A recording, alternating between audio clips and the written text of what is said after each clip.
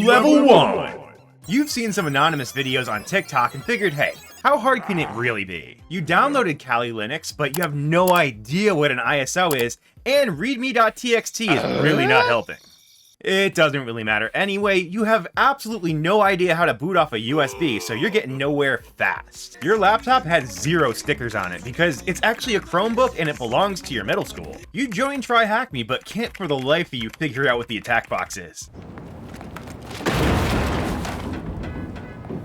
You beg people on Discord for discount codes anyway, because maybe you just need the paid version to become elite. You beg your mom for a Flipper Zero, but she thinks it's dangerous and you'll probably just get yourself in trouble with it. She's right.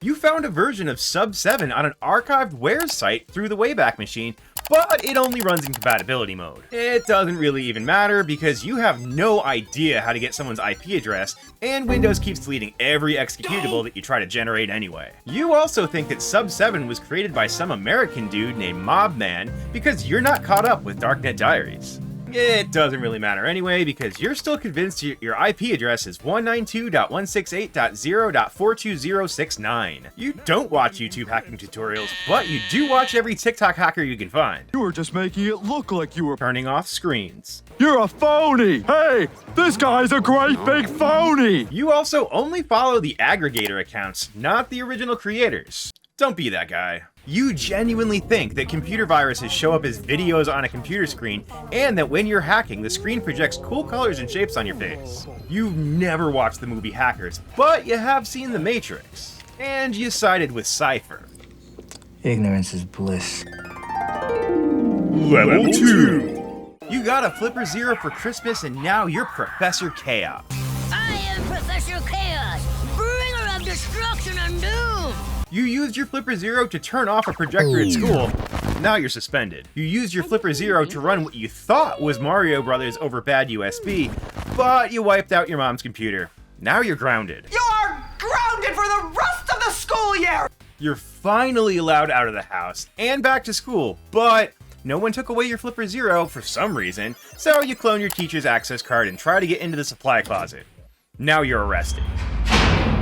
You finally get out of jail, but they took your Flipper Zero, so instead, you install Kali Linux onto your mom's laptop because all it does right now is the blue screen of death. You try to use ChatGPT to write malware because some dude on TikTok said he had the ultimate ChatGPT jailbreak. You even paid for it. Well, the joke's on you. All the code that ChatGPT generates is immediately flagged by every known antivirus, and the jailbreak is patched the very next day. You rage quit Discord. Your laptop has Rick and Morty and Adventure Time stickers on it, but you believe it's in a really tasteful way. You finally figure out how to open a terminal in Kali, but you promptly use it to delete your Ethernet driver when trying to hack your own Wi-Fi. Rather than actually learning something and trying to figure out how to fix it, you just go ahead and reinstall Kali. But hey, you finally finished the module on Try Hack Me. You are now a god! A god who wants to tell you about this segue to today's sponsor, PCBWay. PCBWay is your one-stop shop for anything when it comes to PCB design, manufactured, 3D printing, CNC, sheet metal fabrication, and more. PCBWay has engineers on staff, and they'll make sure that every step of your project goes as smoothly and easily as possible. And as always, don't forget to check out the module store. There is so much cool stuff on there. I just look through that sometimes when I need inspiration. No matter what the project is, PCBWay has got you covered. So head on down to PCBWay.com for a free instant quote. Thank you so much to PCBWay for your continued support. You guys are absolutely awesome. Let's get back at it. Level 3. You use Arch Linux, but specifically so you can tell absolutely everybody about it, even though they never asked. Now you've got GPIO boards for your Flipper Zero, and you can open your garage door from nearly a kilometer away, even though it uses rolling codes.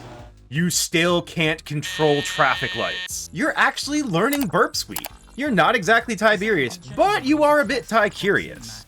Your laptop has 0 stickers on it because those are for skids. You're learning how to use Wireshark and Hashcat to try to ethically hack your Wi-Fi password, but you have no idea why it says that your password dictionary is exhausted. Well, have a nap and buy the missiles. Stack Overflow is now your best friend because there's no way you're going to figure out what an exhausted password dictionary means on your own. You download the RockU 2024 password dictionary because it's freaking huge. So it must be the best password dictionary ever. One eternity later. Then your laptop catches fire and the password dictionary is still exhausted. You can't even fathom why it can't crack the hash because your password's not even that hard. It's my Wi-Fi password is hard! You get a HackRF and an RTL SDR and begin to deep dive into how radio frequencies work. You spend hours decoding initialisms like LNA and VGA, you know how AM and FM frequencies work, and you know the difference between NFM and WFM. You still know almost nothing about how antennas work. You've completed a number of low-level learning paths on TryHackMe. You fall into the pit of despair now that you've come to realize how much there really is to learn, and that you're nothing but a speck of dust in the universe. There is no God. Level 4. You run Kali in a Chasm workspace inside a Docker container on your home server after watching all of Network Chuck's Docker tutorials. I use Docker for everything. You are a known entity on TryHackMe. You even did a video tutorial for one of the rooms for the annual Advent of Cyber. Your laptop is completely covered in stickers from various cybersecurity conventions and creators. You leave on the original Intel and GeForce RTX stickers. You've become a radio frequency expert, but you really don't make a big thing about it. You have your ham technician's license. No big deal. Your intimate knowledge of antennas both amazes and bores people. You've decided to dip your feet into the wonderful world of bug bounty hunting. You actually find a bug with what you believe to be a critical level exploit that can be used for remote code execution. You submit it to Microsoft for that big, beautiful bounty. Microsoft patches it a week later. You never hear back from them. You're so mad you flip a table. Flip a table, flip a table, flip a table, flip a table. Or at least try to. Tables are heavy. Forget Flipper Zero, now you've got a Bash Bunny, and you create your own payloads with the Payload Studio Pro. Your C2 uses DNS tunneling, not only for communication, but also for data exfiltration. Naughty, naughty. Your payload is also geofenced, so the moment the device leaves the network, it deletes any and all traces of itself. You are the wind. Level 5. You are Mr. Robot, just with less Fight Club. Hey, even the Mona Lisa's falling apart. You've made enough on bug bounties alone to start your own cybersecurity company. You don't, because that sounds like a lot of work, and you'd rather just hack stuff on your computer rather than having meetings with actual people. You are a red team juggernaut, skilled in both physical and network access. Blue teams would fear you, but they don't even know you exist. You swap your Bash Bunny out for an OMG Elite cable. You replace a senior dev's keyboard cable, and you've got a remote keylogger with code injection, and they're none the wiser. And for good measure, you geofence the cable itself. So if it leaves the network, the cable resets and it's just a normal cable. You are a ghost. Your social engineering is so good that you don't even know who you are anymore. Your OSINT skills are unrivaled. There is not a man, woman, or child in existence that you couldn't track down every single bit of information on.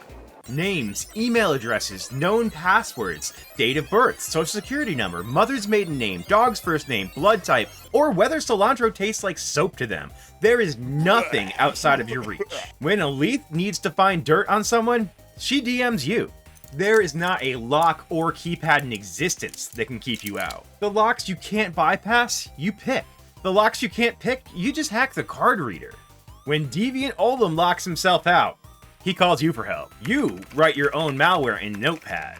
No, not Notepad++, Notepad. Who needs Markdown anyway? You know every single lolbin off the top of your head, and you create your own polymorphic reverse shells.